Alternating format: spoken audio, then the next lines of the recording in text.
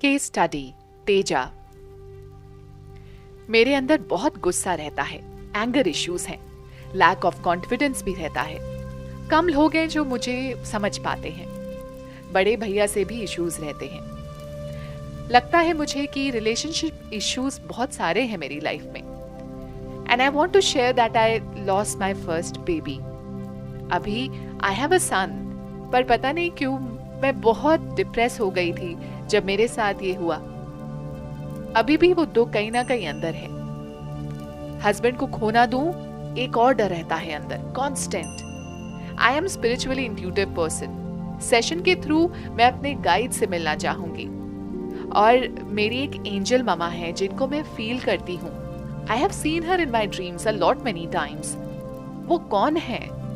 I wish to know that. क्योंकि तेजा के कुछ एंटिटी या स्पिरिट एनकाउंटर्स हुए थे पास्ट में। She also wanted to know if there was an entity attached to her. We checked it, but she was all okay. इसलिए फिर हमने सेशन शुरू किया। Her session was taken online. The session. Ghagra choli है मैंने पहनी हुई, पायल है पैरों में, चोटी भी बनाई हुई है। मेरा नाम सावित्री है। ये बहुत बड़ा सा घर है जहां मैं रहती हूँ, पीले रंग का। काफी कमरे हैं। भानगढ़ के आसपास की जगह है ये। ओके, और कौन है तुम्हारे साथ? मेरे पापा। उन्होंने धोती पहनी हुई है। कनस लाइफ में भी वही पिताजी हैं। सबसे बड़े हैं घर में। जॉइंट फैमिली है हमारी। नेक्स्ट सीन में तेजा ने बताया कि उसकी शादी हो गई है। 22 साल की उम्र होगी मेरी। मेरे हस्बैंड वही हैं जो मेरे करंट लाइफ में भी हैं। मैं शादी नहीं करना चाहती थी, बिल्कुल नहीं। शादी के बाद कैसा फील कर रही हो तुम? मेरी जबरदस्ती शादी हुई। मुझसे नहीं हो रहा ये एडजस्टमेंट, सब कुछ बदल गया है। मैं आजाद रहना चाहती थी, बंधा हुआ सा फील हो रहा है। When we moved ahead to a significant event, Teja said, ओह, इन्होंने मुझे मारा। मेरा ध्यान मेरे बच्चे पर नहीं था। वो रसोई घर में था, उसका हाथ जल गया। मैं बहुत गिल्टी फील कर रही हूँ। ना जाने मेरा ध्यान कहाँ रहता है। जब तेजा 70 साल की हुई तो उसे बहुत अकेलापन महसूस होने लगा। मैं देख सकती हूँ कि मैं धीरे धीरे अपने छोटे से परिवार में एडजस्ट होने लग गई थी। अपने पति और बच्चों के साथ मैं अच्छी तरह से रहने लगी। ये भी जॉइंट फैमिली थी। मैं जब थोड़ी बहुत खुशी से रहने लगती तो रिलेटिव्स को अच्छा नहीं लगता, क्योंकि जो मेरे हस्बैंड हैं वो बहुत सारी रिस्पॉन्सिबिलिटीज उठा रहे हैं। इन रिलेटिव्स को मेरे पति से पैसा ही चाहिए था। 5 साल पहले इनकी भी डेथ हो गई। मैंने सफेद साड़ी पहनी हुई है। स्पिरिट वर्ल्ड में तेजा के गाइड्स ने उसे बताया कि उसने वो जिंदगी दिल से खुश होकर नहीं जी, बर्डन की तरह जीती रही। घर पर जो लड़ाइयां होती थी उसी पर वक्त गवाती रही। जो नहीं मिला उसके लिए रोती रही। जिंदगी और अच्छे से स्पेंड कर सकती थी। हस्बैंड बहुत प्यार करते थे, पर पूरी जिंदगी टेंशन में गुजार दी। मुझे सफेद रोशनी अपनी तरफ खींच रही है। मुझे समझाया जा रहा है कि मुझे अपनी पेशेंस लेवल पर काम करना होगा। अपनी जिंदगी से निकलकर दूसरों की मदद करनी है। हर वक्त अपने बारे में सोचती हूँ। भूखे लोगों को खाना फीड करना बहुत इंपॉर्टेंट है। अपने गाइड से पूछो कि ऐसी क्या चीज है जो तुम्हें अपने अंदर बदलनी है। That will help you to progress in your current life. Teja ने तुरंत कहा, लेजीनेस। मुझे अपने अंदर के आलस को हराना है। जब मैंने तेजा के एंजल मामा के बारे में पूछा तो उसने बताया कि वो एक एंजल हैं और किसी पास्ट लाइफ में तेजा की माँ भी रह चुकी हैं। वो बहुत ऊपर प्रोग्रेस कर चुकी हैं। कितनी सुंदर है मेरी एंजल मामा। मैं उनको देख सकती हूँ, फील कर सकती हूँ। सुनहरे बाल हैं, फेयर हैं और इलेक्ट्रिकल एनर्जी मुझे फील हो रही है उनके आसपास। मेरी एंजल मामा ना थंडर क्रिएट करने में यूनिवर्स की मदद करती है। Oh really? हाँ, जब भी कहीं थंडर की जरूरत होती है ना तो वो अपनी ऊर्जा से वो क्रिएट करती हैं। That's beautiful. एंजल मामा से तुम और भी सवाल पूछ सकती हो तेजा। या I am getting so many answers right now, अपने आप मिल रहे हैं।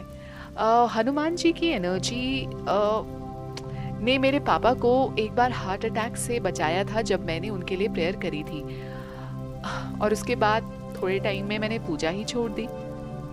अब पूजा नहीं करती हूँ। जो रिलेशनशिप डिस्प्यूट है पेरेंटल साइड में, मेरी एंजल मामा बता रही है कि वो कार्मिक है।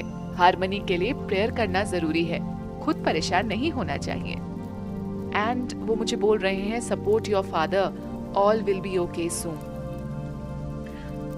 ओके अमन, जो तुम्हारे हस्बैंड है, उनको खोने का डर कहाँ से आया है? हाँ, ये एक पूर्व जन्म की परछाई है, मुझे महसूस हो रही है, ये आज का सच नहीं। Teja saw her angel taking her to some other life. महल है, गोल्डन पिलर्स।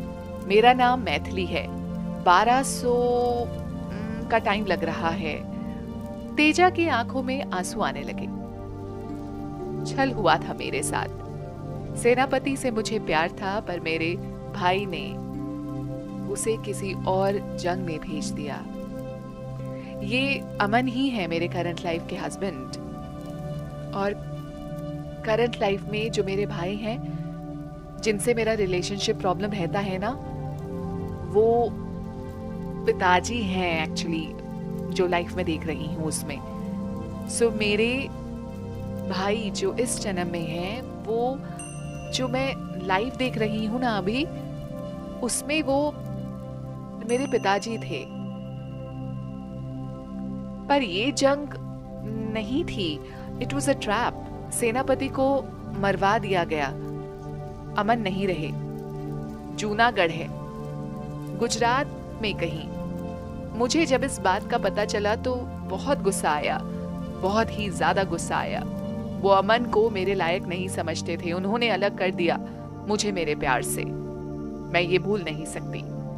गुस्से में मैंने अपने पिता को मारना चाहा, पर कोई खींच कर ले जा रहा है मुझे। When we moved further ahead in time, Teja said, फिर से मुझे विवश किया गया, मेरी शादी योगेश से कर दी। पिता की जान पहचान में थे कोई। मैं खुश नहीं थी, मैं सब छोड़कर भाग गई। एक पहाड़ी जगह है, ये जेवर उतार कर मिट्टी में दबा दिए हैं मैंने, ताकि कोई मुझे पहचान ना पाए। एक आश्रम में मैं छुपी हुई हूँ। वहाँ जो योगीज रहते हैं ना, ऋषि, मैं उनको आश्रम में हेल्प करती हूँ, खाना वगैरह परोसती हूँ। Okay, so let's move ahead to some significant event. मैं 57 के आसपास की हूँ और मरने वाली हूँ। Okay, what happened? यही इस आश्रम में एक सांप था जिस पर मेरा पैर पड़ गया और उसने झट से मुझे काट दिया। जहरीला था वो। एक पल को मैं बहुत बुरी तरह से डर गई थी, पर फिर मुझे मालूम था उसने गलती से काट लिया। एक रिस्पॉन्स था, उसे लगा कि उसे कोई मारने वाला है। तेजा के एंजल से जब हमने पूछना चाहा कि तेजा के लिए इस लाइफ में क्या लेसन्स छिपे हुए हैं, तो तेजा के थ्रू उन्होंने ब्यूटीफुल गाइडेंसेस दिए। गुस्सा, रिवेंज लेने की भावना, जब दूसरे हमारे साथ गलत करते हैं, वो उसका कर्म बन जाता है, वो उन लोगों का कर्म बन जाता है, उसका हिसाब किताब शुरू हो जाता है। पर जो दूसरा हमारे साथ करता है, उस पर हमारा जोर नहीं चलता। हम उसके बदले क्या कर सकते हैं, उस पर हमारा जोर चल सकता है। तेजा के अंदर बदला लेने की भावना बढ़ती चली गई। उसके पिता ने उसके साथ गलत किया, वो ये बात समझ चुकी थी, पर तेजा के अंदर बदले लेने की जो फीलिंग्स थी वो कभी खत्म ही नहीं हुई। उसके पिता इसी गम में जीते रहे, कभी खुश ही नहीं रह पाए। योगेश की जिंदगी के साथ भी सही नहीं किया गया। उसे बीच रास्ते चुपके से बिना कुछ बोले छोड़ दिया गया। ये पास्ट लाइफ का गुस्सा अब इस लाइफ में तुम जी रही हो, उसे अपनी करंट लाइफ से बाहर निकालो। अमन अब तुम्हारे पास ही है and he loves you a lot. तुम्हें वो मिल चुका है हमेशा के लिए, तो डरो मत। ये ब्यूटीफुल गाइडेंसेस तेजा के मन को छूती चली गई और धीरे धीरे हमने ये सेशन क्लोज किया। सो तेजा की पास्ट लाइफ अगर हम व्यू करते हैं तो हम क्या सीखते हैं? पहली चीज जो हमें समझ आती है, जब उन्होंने बताया कि उनके ब्रदर के साथ रिलेशनशिप अच्छा नहीं रहता, उसका कारण कहीं ना कहीं पास्ट में है। वही ब्रदर पास्ट में उनके फादर थे जिनसे तेजा बहुत प्यार करती थी। पास्ट लाइफ में अमन जो उनके करंट लाइफ हस्बैंड थे, उनको सेपरेट किया था। अमन जब सूबेदार थे, आई थिंक वो लो पोस्ट में थे, ज्यादा जो किंग की एक्सपेक्टेशन होती है कि मेरी बेटी है तो अच्छी फैमिली में जाएगी, जो भी उनके अपने रीजंस थे वो उन्होंने तेजा पे थोपे थे। एंड इन दी एंड जो हुआ वो अच्छा नहीं हुआ। बट अगेन जो वो फीलिंग थी रिवेंज की या किसी के इतना गुस्सा आपके अंदर कि वो कैरी फॉरवर्ड होकर आए, वो बताता है कि हमारे थॉट्स कितने सेंसिटिव हैं। हमारे थॉट्स हमारी रियलिटी क्रिएट करते हैं। कर्मा हमारे थॉट से भी बनता है। Words and actions add on होते हैं, बट साथ में जो पहली चीज आपके अंदर आए, आपके थॉट्स आपका फ्यूचर डिटरमिन करते हैं। इसलिए आपको केयरफुल रहना चाहिए। आप वो फीलिंग्स जब आप समझ जाते हैं कि पास्ट में कुछ अनबन थी, ऑल्दो अगर हम देखें उनके ब्रदर की, जो उनके फादर रहे थे पास्ट लाइफ में, जब तेजा ने वो लाइफ देखी तो देखा कि फादर भी कभी खुश नहीं रहे, क्योंकि बेटी का अल्टीमेटली उसको खुशी नहीं मिली। उन्होंने कुछ पल के लिए सोचा कि शायद मेरे करने से बेटी खुश रहेगी, बट अल्टीमेटली वो खुश नहीं रह पाए।